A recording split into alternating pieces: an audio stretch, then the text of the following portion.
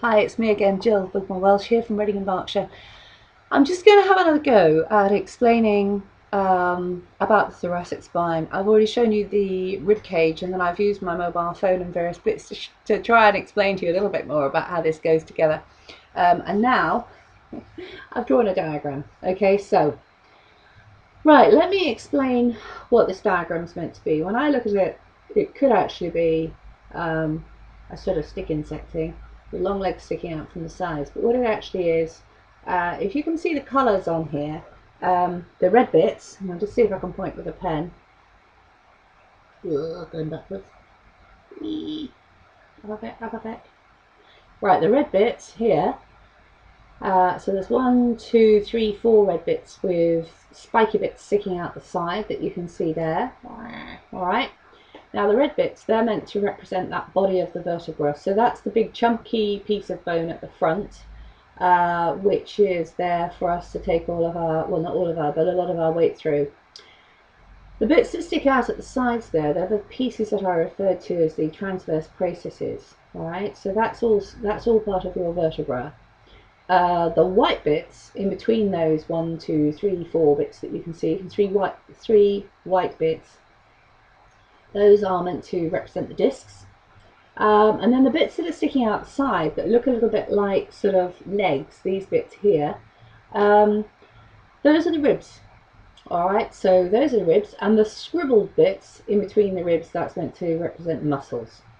So as you can see, if you look at how I've drawn the ribs to come round, okay, if you have a look at, can't see it now, how I've drawn the ribs to come round, you can probably see about here, I've drawn it so that the bone, the rib, goes just above that and just below that. So you've got the disc, and then you've got the articulation into the body of the vertebra just above and below, and the same rib going round makes an articulation with the transverse process, and the one below and the one below that. So what I was explaining earlier is the importance of the way that these ribs articulate. And if you were to be looking from the back of the skeleton, what you'd see is the bony point that sticks out that we call the spinous process. That's the knobbly bits that you can feel when you run your finger down your back. So if you run your finger down your back,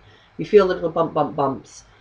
That's not the body of the vertebrae that you can feel. The body is a long way, quite a long way inside you actually, more in the center of your system. And then the ribs are coming off. So you don't get the ribs articulating with those spinous processes, but you get them articulating with the transverse processes. And as I was saying earlier, if you imagine contracting these muscles here in between these two bones, it's going to pull those two bones together.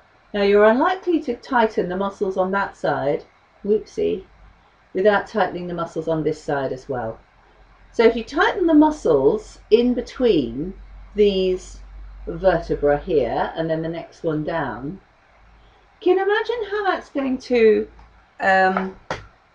sort of lock that area together? Alright, so as it locks that area together, it's not going to be possible to both lock the area together and actually perform a movement, because those two things are different. Now, most of the people that I see who come to me either experiencing pain or experiencing problems with moving, with breathing, whatever, they have an issue with how they are moving their ribs and how they're moving their rib cage. So the reason that I've put this together is because most of the lessons that I record at some point will refer to breathing. And if you are performing nice relaxed breathing using your diaphragm, using the bottom part of your ribs and focusing on the out breath, so that as you breathe out, the ribs move together and those muscles in between the ribs contract.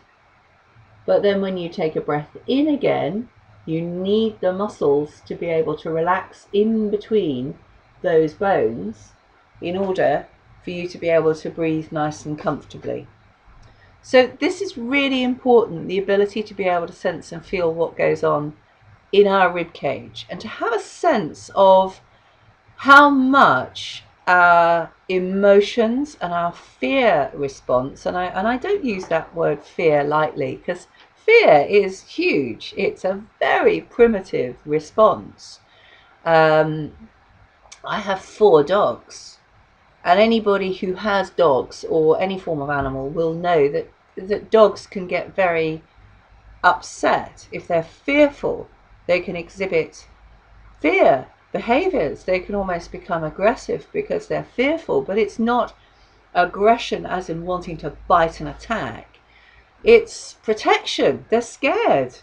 And a lot of people who come to see me actually have those same primitive responses. If you think about having pain and not knowing what's going on, or being diagnosed with a medical condition and going to see some specialist who gives you something unhelpful, he says maybe something, or she or they, or even whatever, you're likely to experience lots of pain for the next 6 months. That's a very upsetting thing to hear. Or there's a possibility that your bone may never heal. That's devastating news. Or you might have to have your leg amputated. Or, these are all incredibly powerful things that go on. But it doesn't have to be things like that. It can be everyday things like a check doesn't clear in your bank, and you've got a payment going out, and you're worried about how you're going to manage to do what you're going to do. You discover something about a relationship. Something's going on with your family. One of your children is ill. You get a phone call. These sort of reactions and responses are what makes us human. But understanding how the structure of the ribs and the rib cage can really have an effect on the way that we move, and have an effect on how the blood flows through an area, and have an effect on everything.